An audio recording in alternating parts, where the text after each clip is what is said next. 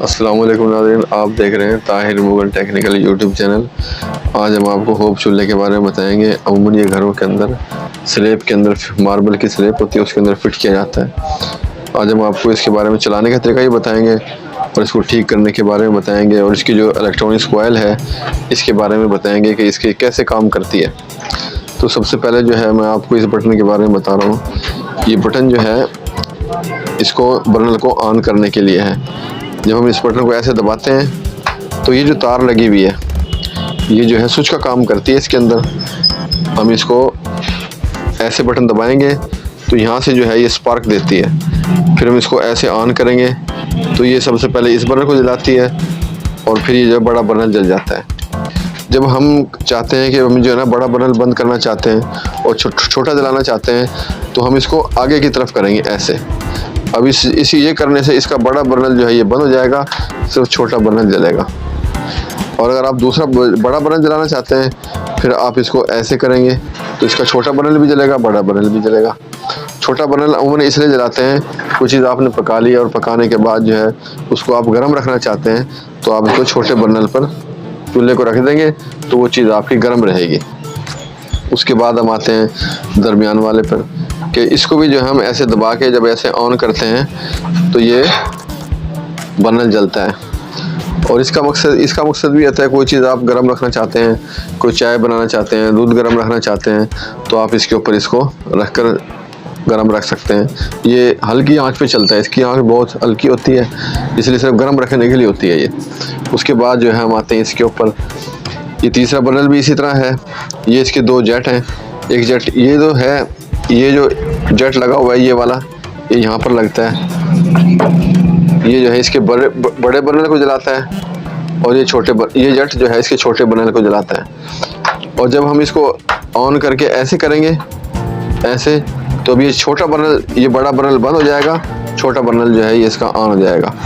तो इसको हम ऐसे करेंगे तो ये बड़ा बर्नर जलेगा और जब हम इसको ऐसे कर देंगे तो अब ये जो है आपका होप जो है बंद हो जाएगा। अच्छा, ये जो इसकी तीन तारें हैं, ये एक तार जो है इस बर्नर को जलाने के लिए है।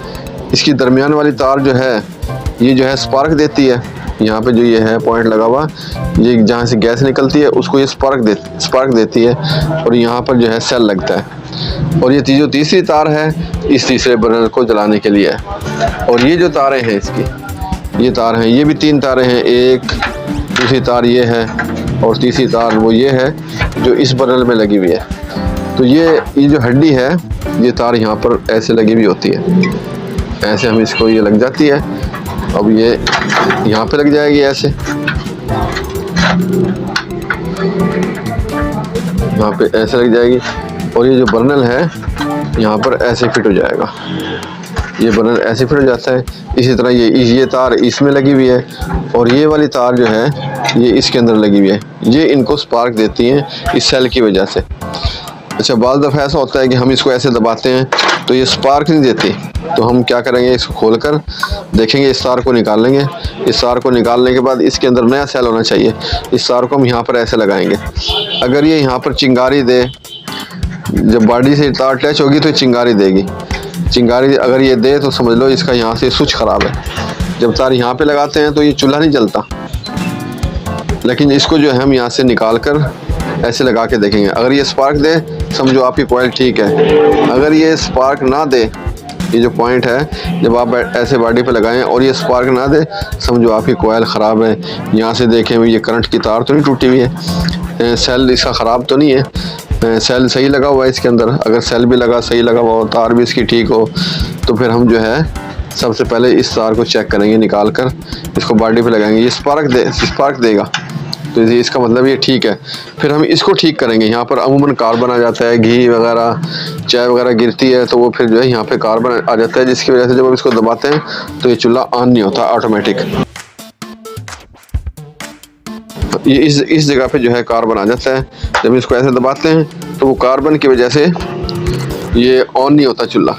तो हम सबसे पहले इसको जो है खोल के यहाँ से पेट्रोल से साफ़ करेंगे। इसको पेट्रोल से धोने के बाद दांतों वाले ब्रश के साथ इसको साफ़ करेंगे और फिर जो है इसको हम ऐसे दबाएंगे। जब ऐसे दबाएंगे तो यहाँ से टिक टिक टिक की आवाज़ आएगी। अगर यहाँ से आवाज़ आए समझो अब ये ठीक है, तो ये चूल्हा आपका जलेगा। अब जो हम आपको ये जो है होप की असेंबली है, इसके बारे में बताएंगे कि भाई ये कैसे ठीक होती है, कैसे ये खुलता है, क्या इसका फंक्शन है। अच्छा, ये जो इसका है, ये जो इसका पॉइंट है, यहाँ पर ये तारें लगती हैं। ये तार जो है यहाँ पर ऐसे लगती है, ये तार ऐसे लग गई। और जब हम इसको ऐसे ऑन करते हैं तो ये जो स्विच है इस बॉडी के साथ अटैच हो जाता है। जब ऐसे ऑन करते हैं तो ये ऑन करता है इसको। तो ऑन करने के बाद जो है यहाँ पर शोला निकलता है जो कि गैस को ऑन करता है। तो अमूमन इस जगह पे कार्बन आ जाता है, तो हम यहाँ पे पेट्रोल डाल के इसको दांतों वाले ब्रश से साफ़ करेंगे। जब ये साफ़ हो जाएगा तो ये सही काम करेगा। और वरना अमूमन ये चीज़ भी ख़राब हो जाती है, तो ये इसकी नई जो है बाज़ार से आम मिल जाती है, तो ये हम नहीं डाल देंगे तो फिर भी काम करने लग जाएगा। आज हम आपको खोल के भी दिखाएंगे कि इसको कहाँ से खोला जाता है, कैसे खोला जाता है। तो आज हम आपको इसके बारे में बताएंगे। सबसे पहले जो हमने 4 मुंह का पेचकस लेना है और एक मार्कर लेनी है। ये मार्कर है, तो इसको जो हम निशान लगाएंगे ऐसे करके हम निशान लगाएंगे ताकि हमें पता हो हमने इसको फिट कैसे करना है। ऐसे लगा लेंगे निशान यहाँ पर। तो हम सबसे पहले जो है इसे खोल लेंगे। तो हम जो है इसको ऐसे खोल लेंगे असेंबली को। हमने इसको ऐसे निकाल लिया। ये हम उस वक्त खोलेंगे जिस वक्त ये जाम हो, ये जो है चले ना, उस वक्त हम इसे खोलेंगे। ऐसे खोलने के बाद इसमें सबसे पहले जो है ये स्प्रिंग होता है। उसके बाद अंदर ये लाख लगा हुआ होता है। तो हमने इसकी डायरेक्शन को भी देखना है कि ये किस तरफ है। अमूमन जो है इस पर निशान लगा लें कि ये साइड इस तरफ है और इस तरफ है। जब हम निशान लगा लेंगे तो फिट करते हुए हमें आसानी हो जाएगी। तो इसको हम निकाल लेंगे ऐसे। ये निकाल लिया हमने। अब इसे गोली का जो है हम साफ़ करेंगे, पेट्रोल से इसको धोएंगे। इस चीज़ को पेट्रोल से धोएंगे। धोने के बाद जो है हम इस पर ग्रीस लगाएंगे। ग्रीस लगाने के बाद जो है हमने इसको फिट कैसे करना है, ये देखने की बात है कि फिट कैसे करना है। तो इसको इस तरफ भी इसकी सुराख है, इस तरफ भी सुराख है। तो हमने जो हिस्सा है इसका ये बंद है, इसको हमने इस तरफ रखना है। ऐसे हमने रखना है। हम इसको ऐसे नहीं रख सकते। तो ये ऐसे भी जाएगा, लेकिन ये सुराख, यहाँ पर सुराख आ गया, तो हम इसको ऐसे रखेंगे। तो इसको निकालते हुए अपने गोली को देखना है कि ये बंद किस तरफ होगी। जिधर बंद है इधर हम गोली को डाल देंगे। उसके बाद जो है हम इस लॉक वाशर को लगाएंगे। ये हमने इसको लगा दिया। उसके बाद जो हम स्प्रिंग रखेंगे यहाँ पर ऐसे। स्प्रिंग रखने के बाद एक अंदर इसके लॉक होता है, इसको भी हम आपको दिखा रहे हैं कि इसको हमने डालना कैसे है। ये देखने की चीज़ है, हमने इसको कैसे डालना है। तो हम जो है यहाँ पर देखेंगे,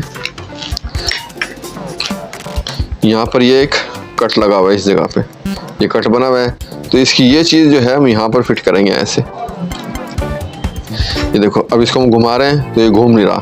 जब हम इसको ऐसे दबाएंगे तो फिर ये घूमेगा ऐसे, और जब हम इसको यहाँ पे लाके ऐसे छोड़ेंगे तो ये इसको बंद कर देगा। असेंबली को लाख लगाएगा। ये लाख लगाने का मकसद ये होता है क्योंकि बच्चा वगैरह जो है इसको घुमा ना दे, तो इसलिए सेफ्टी के लिए लाख लगाया जाता है। तो ये लाख लगाने के बाद जो है हम इसको ऐसे करके इसको बंद करेंगे। असेंबली को बंद करने के बाद जो है इसको ये पेज लगाएंगे। तो हम जो है इसको टाइट कर देंगे। इस हिस्से को हम उस वक्त खोलेंगे जबकि ये बटन जो है जाम हो, चलने के अंदर जो है ये घुमाने के अंदर जो है ये ज़ोर लगाना पड़े, उस वक्त जो है हम इस हिस्से को खोल लेंगे। अच्छा, अगर आपका चूल्हा ऑटोमेटिक काम नहीं करता, उसके अंदर फिर हम कौन से हिस्से को खोलेंगे, आज हम आपको ये बताएंगे कि भाई जब ये ऑटोमेटिक काम नहीं करता, ये स्पार्क नहीं देता, तो हम इस हिस्से को खोल लेंगे। इस हिस्से को हम कैसे खोल लेंगे? सबसे पहले यहाँ पे लॉक लगा हुआ है, इस लॉक को जो है हम निकाल लेंगे। तो हम जो है यहाँ पे एक लॉक लगा हुआ है, इस लॉक को जो हम नोज प्लास की मदद से इसको निकाल लेंगे ऐसे।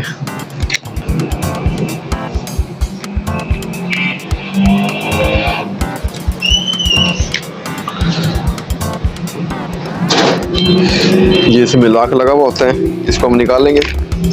उसके बाद हम इसको निकालेंगे, फिर हम ये स्प्रिंग निकाल लेंगे। उसके बाद जो है हम इसे निकालेंगे। इसको जब तब्दील करना हो, इसको नया डालना हो, तो यहाँ से हम इस पेज को ऐसे खोल लेंगे।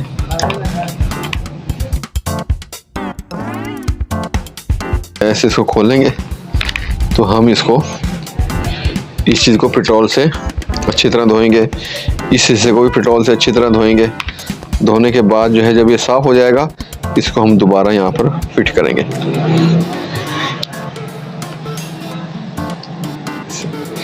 तो हमने इसको इस डायरेक्शन में फिट करना है। जिधर जेट है उधर ही, उस तरफ ही ये पॉइंट होगा।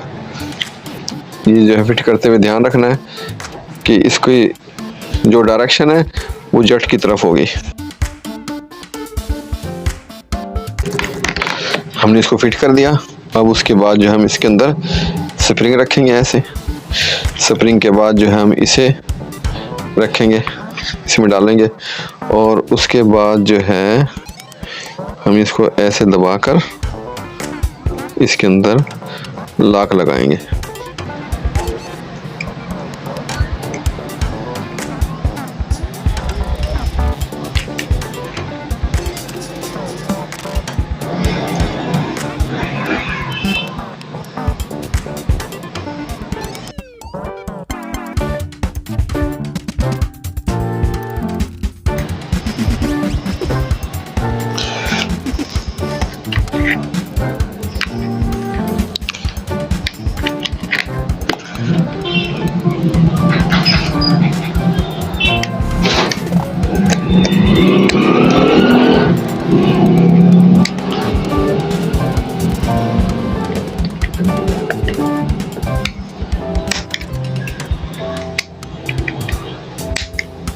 लॉक को हमने इसको ऐसे लगा दिया।